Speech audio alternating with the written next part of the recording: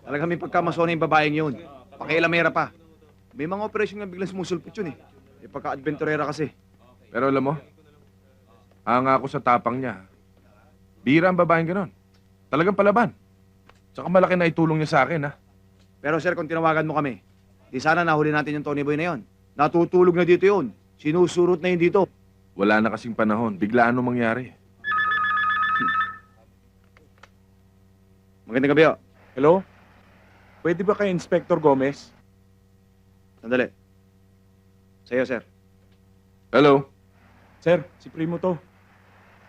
Alam ko na kinaroroonan ni Tony Boy. Nakaposte na ako sa lugar nila. Anong address niya?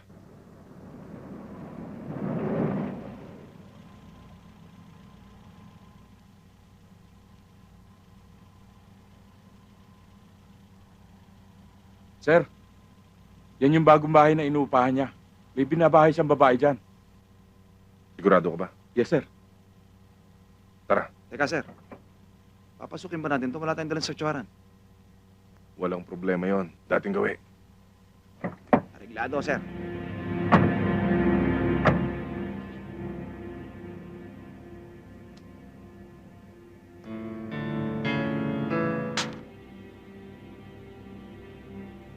Ayaw sa anak ka. Eto. Eto, sigurado labas to. Pag hindi ba naman lumabas to eh. Isa. Dalawa. Hmm?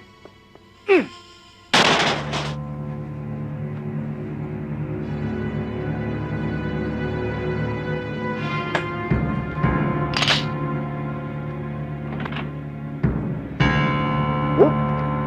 Hindi.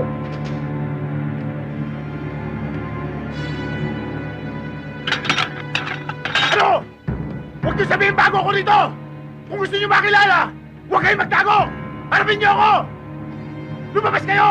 Para makita ninyo yung hinahanap ninyo! Tama ka.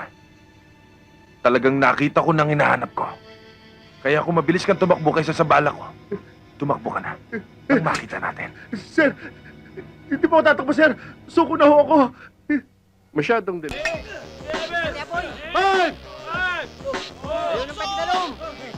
35! 40! 45! Iwarang pa dyaw na! 60 over 3, sir! Bakit bilang? Sir, naliligo! Nag-uumpisa ang araw ng bilanggo, alas 5 ng umaga. Binubuksan ng selda, magka-counting. Pagkatapos, kanya-kanya na sila. May labas trabaho, nag-e-exercise, tumatambay, naglalaro, nag-iigib ng tubig, nagluluto, nag-aaral, nagbabasketball, nagkakwentuhan pero yun at yun din naman ang mga pinag-uusapan tungkol sa paglaya, sa pamilya, sa kapenpal, at sa...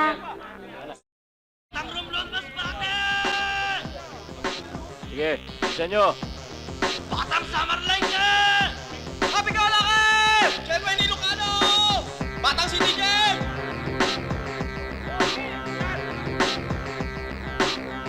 Oh, ma'am, pinanghali ka yata. Medyo nga eh. Hindi ko ma-explain kung bakit ako nagkaroon ng matinding interes na malaman kung anong klaseng buhay meron sa loob. Napakarami palang dumadalaw. Asawa, anak, magulang, kaibigan at mga kapenpal nila. Mula Linggo hanggang Huwebes ang araw ng dalaw. Karamihan sa mga bilanggo ay mahihirap. Galing sila sa mga lugar na ngayon ko nga lang narinig, tulad ng Takurong Sultan Kudarat, Dueñas Siquijor at Bugo Cebu. Hi.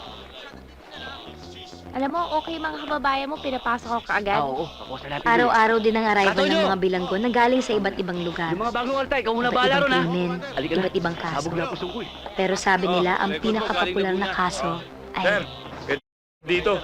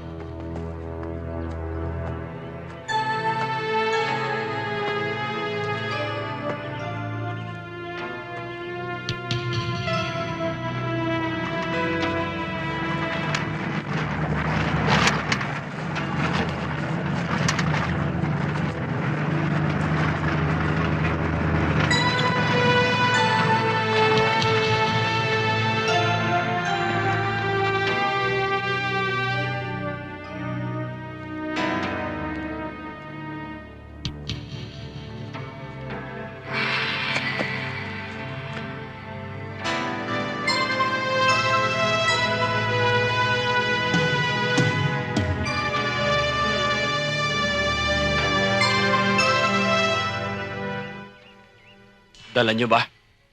Ang bata mo pa malabo na mata mo. Hindi mo ba nakikita dala ko na? Kumpleto ba yan? Ang hirap sa'yo, Karding eh. Kaya ka nawawalan ng kaibigan. Hindi ka marunong magtiwala sa kapwa mo. Hindi ako nanghihinayang mawalan ng kaibigan na may mga sungay at buntot. Alam mo, Karding, uhugin ka pa'y hambog ka na. Para kang may bubuga. Eto na ang parte mo. Kung nagdududa ka, bilangin mo.